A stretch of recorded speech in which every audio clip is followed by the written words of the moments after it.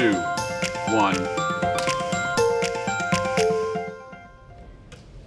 All right, good Tuesday morning, everybody, and welcome to KSAT News Now. David, Fat Tuesday, and back by popular demand, by the way, another bro show here with my guy David Sears. Hey, on Fat Tuesday. Fat Tuesday. You know how that's working. That's pretty good, isn't it? I guess we're about to find out. Yeah, You know, I've never been to New Orleans for Mardi Gras. Have you been? Not for Mardi Gras. Okay, I don't know if I'd make it back. It'd be more than just a Fat Tuesday, wouldn't it? It probably would be, yeah. So hopefully everyone out there is having a good morning so far. Thank you very much for being with us. Again, we are streaming on all KSAT platforms. And David, I know you're a fan of the podcasting. We're doing that too. I love the podcasting. Love the podcasting. Do you ever go back and watch this show and the podcast? I do, yes. Yeah, I do listen to both. I like the fact that the podcast, of course, is something that you can get at any time during the day. Obviously, our show as well, but podcast is pretty easy when you already kind of got it downloaded, ready to go. That just means we're everywhere. Everywhere. The Bro Show on Tuesday, on Fat Tuesday, is everywhere. Yeah. And another, today is a big day all year round. Not only is it Fat Tuesday, but today is primary election day. Yes. And of course, we're going to have the latest on the Russian attack in Ukraine. Plus, Major League Baseball is about to mess up Major League Baseball. Not a shocker there. They tend to do that every decade or so. Amazing.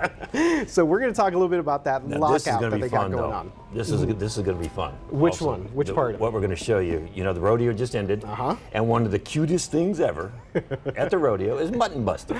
Yes. And some of the Spurs apparently have never experienced mutton busting. This was a definite culture shock for some of the guys. So the Spurs shared a pretty cool video on Instagram of some of the guys reacting to or discovering mutton busting. Yeah, we'll check that out in just a bit. But first of all, our election day forecast with our winner here. Who's here on the Bro Show? Hey guys, I'm one of the bros today, I guess. But yeah, thanks for having me. Yeah. After last week's dreary, cold weather, I'm enjoying this change of pace. How do y'all feel about it? Oh, great. Love it. I feel great. Yeah, weather has been amazing. You can't use weather as an excuse to not go vote today. Exactly. Because the weather is great outside. And it's March 1st, so I wanted to talk a little bit about what we typically see during March. So we warm up. Now, at the start of the month, today our average high is 70 and our average low is 48. But by the end of the month, what we see is that the average high goes up 7 degrees, 77 for the high temperature on average, and the average low is about 50 degrees. Now, we have gotten cold in March before. We've gotten down to 19 degrees in both 1980 and in 2002. And it can also be very warm. 100 degrees was recorded back in 1991 and 1971 during the month of March. So March is a month where we have highs and lows, we have storms, we have times of sunny and dry weather, and today's going to be one of those days where we'll be sunny and dry. Election day forecast here on the ballot at noon. It's going to be 65 degrees at 2 p.m., 71 at 4 in the afternoon. We'll see our high of 71 degrees, and then polls close at 7. But if you're planning on going there after work, just know that it'll be pretty mild. Temperatures will be in the 60s. Now, looking ahead, we're going to see a gradual warm up so that by the weekend, we're actually going to be looking at highs in the 80s. And then another cold front is going to move through Sunday into Monday. This one will be a weaker front, a Pacific front, but it does bring with it a glimmer of hope for some rain chances in San Antonio. We could really use some rain. We have a small chance for rain Sunday night and Monday, but honestly, we're going to need more chances for rain than that to knock out the drought for us. So all in all, a quiet week for the rest of the work week with that chance for rain by Sunday and Monday. Love the voting booth forecast. Yes. Pretty fun, isn't it? Something we can all agree on. Yeah. Love that. Yeah, that's a great point. Thank you very much, Sarah, for that. And as Sarah just mentioned, we've been talking about no excuse not to go out and vote today, as it's a pretty big day across the state of Texas, David. Yeah, it is election day. It's the state primaries. Texas, one of 39 states with a governor's race on the ballot, and Bexar County will elect a new county judge.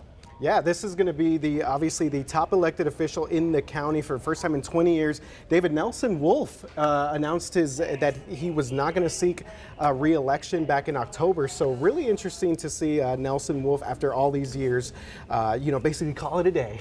There are 435 seats in the U.S. House of Representatives and a third of the U.S. Senate seats up for grabs. The primary election will determine who will be on the ballot come November 8th.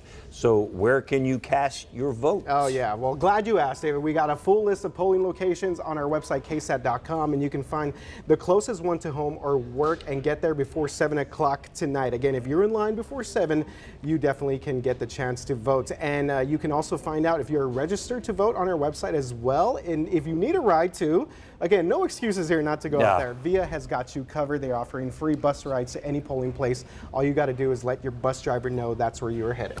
And just in case you were wondering, we already had early voting. It ended last week. Over 97,500 Bexar County residents voted early. 50,000 Democrat, 47,000 Republican. And there are now. If you haven't checked out the ballot, you need to go to our website and check out this ballot because it's very long. You might want to go over it before you go to the voting booth. If you don't, you're going to be in a voting booth for a while. So you might, I don't know if they let you have a snack in the voting booth, but you're going to have, it's going to be a while. 77 offices on the Democratic ballot, 62 offices on the Republican ballot. That's a lot of offices. It's a lot of offices, and as you mentioned, it'd be a good idea just to make sure to check that out before you get there and you're just a little overwhelmed by everything you see there. But again, we have all that information on KSAT.com, and starting tonight at 7 on our website. We're also, plus, of course, our TV app, the KSAT Plus streaming app. Steve Spriester will have live results and reaction. It's all part of the new live stream series that we're doing that's called The Breakdown. So we'll dive into some of these big ticket issues that facing our city. Yeah, they're going to be joined by some candidates. They're also going to be joined by political observers like Kevin Wolf, or former Bexar County Precinct 3 Commissioner and San Antonio City Councilman, and Molly Cox, founder and CEO of Molly Cox Consulting. As we mentioned, there are a lot of races, so you're going to want to tune in at 7 o'clock to Steve Spriester as they break all these races down for you as the votes start coming in. And hopefully, soon after 7 o'clock, Bexar County will release those early voting totals, and then they'll start bringing in all the precinct totals as the night goes on, and Spriester will be here to break all that down for you with his guests. So that's always very interesting to see how it kind of unfolds. It's almost like watching a sporting event sometimes. Yeah, absolutely. There's a candidate in the lead, and another candidate comes up, and these precincts starts reporting. So kind of just waiting for those next set of results. So again, we are the place to get all of your election day coverage on there and online at KSAT.com, and of course at KSAT 12 the night beat later tonight. So you knew we would figure out a way to turn an election into a sporting event, right? I was going to say I like the roundtable aspect that Steve has. He has that too as well. Like an analyst. You figured that was going to happen. Very good. So. All right, David, moving on to the conflict overseas in the Ukraine. It is now day 6 of the Russian invasion overseas, and the Russian military saying overnight that it will carry out strikes against facilities in Kyiv and warn civilians living there in those areas to leave. There are fears that Russia is attempting to knock out the city's communications infrastructure after hitting an area near Kyiv's TV tower. A Russian convoy more than 40 miles long, also closing in on Ukraine's capital. Yeah, and of course, Ukraine's president's been very active on social media. He says that his people are fighting for their lives. The United Nations reports that more than 500,000 refugees have fled Ukraine during Russia's invasion. Here is in the States, President Biden is going to be delivering his State of the Union address tonight, where he is expected to talk about Russia, rising gas prices, and of course the COVID-19 pandemic. So he'll have a lot to discuss tonight on his State of the Union. Yeah, absolutely. Plus inflation as well, and we're seeing a little bit of a domino effect from everything going on with Russia. The sanctions there. Saw some news earlier about more oil barrels being released as well to maybe help out with some gas prices, but definitely a huge ripple effect. And a lot of companies are starting to pull out of Russia or not participate in some of the things they were. We know Disney has decided that they're not going to release any movies into Russia anytime soon. We know Netflix is also not going to be broadcasting any Russian news, which kind of is against the law in Russia, because if you have over 100,000 subscribers, I believe, then you're supposed to be doing news and entertainment for free in Russia. And Netflix said, no, we're not broadcasting any of the news going on there in Russia. And I know BP, the English gas company, that's right, pulled out of Russia, and so did Shell.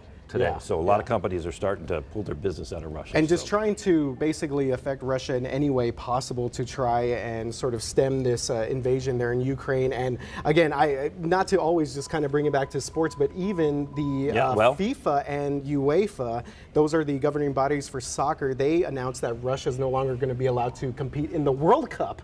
And that all of the club teams that are in the Champions League, they're also now banned from any international competitions. And you know, we talk about sports a lot, and when you talk about the World Cup, I mean, it's big in the U.S., but it's so much bigger across the world, especially in Europe. And for that to be happening to Russia, that's going to affect a lot of just, you know, everyday people in Russia when they can't watch the World Cup and they can't watch their favorite teams, because soccer is huge worldwide. May not be, you know, as big here in the United States, but let me tell you something. There's a lot of people being affected by what's going on, and soccer being pulled out of there. That's a big step. Yeah, definitely. So another possible domino effect of this is cyber attacks. I know earlier this week we were talking about, you know, maybe Russian hackers or something of that sort, possibly, you know, cyber threat, things of that nature. So Toyota, this has been a pretty big story. Toyota employees back at work tomorrow after they shut down 14 plants because of a cyber attack there. One of the suppliers found a virus in its server. They supply air conditioners and steering wheel parts, among other components. That supplier got a threatening message along with the virus. Now, all those plants are located in Japan, and an investigation is underway. And from what we can ascertain, that none of the plants here in the United States were affected by this virus attack there in Japan, but those Japanese plants were affected, all 14 of them, but it looks like they're going to get back to work tomorrow. So that's a good thing. The investigation into that hack will continue, though. Right, and again, everyone's just on edge with everything when it comes to cyber warfare, cyber threats, and servers being secured around the country. So, David, okay, so we are going to get back to a little bit more sports here. What is wrong shaking with your these head guys? here. Yeah, like I said, baseball can always figure out a way to mess up baseball. Oh yeah, we got another deadline day, David. Yep. Another deadline has been pushed back for Major League Baseball and the Players Union. The two sides are meeting again today to try and get closer, I guess somewhat closer, to a collective bargaining agreement that would save the regular season and games from being canceled. Owners basically want a financial structure similar to a salary cap, and you know the players don't want a salary cap. They have no desire to have a salary cap in Major League Baseball, because you might not be able to make millions and millions and millions and have a bad year.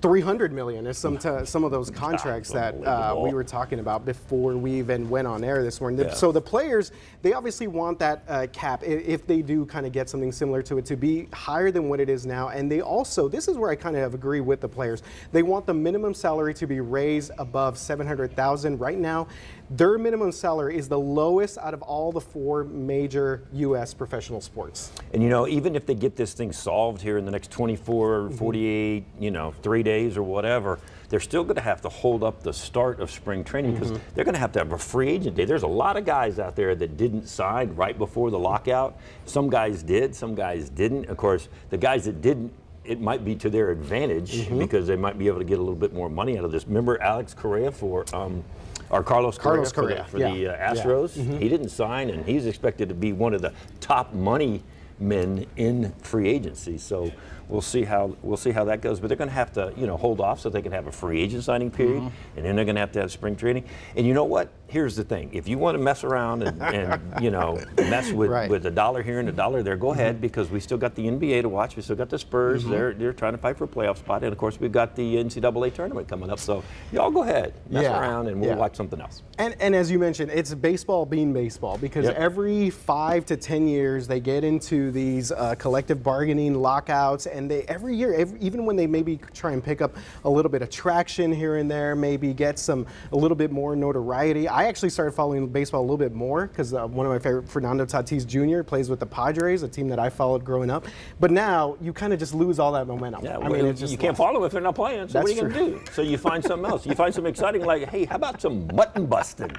See, that could take the place of Major League Baseball. Replace baseball with mutton busting. More mutton busting, never a bad thing.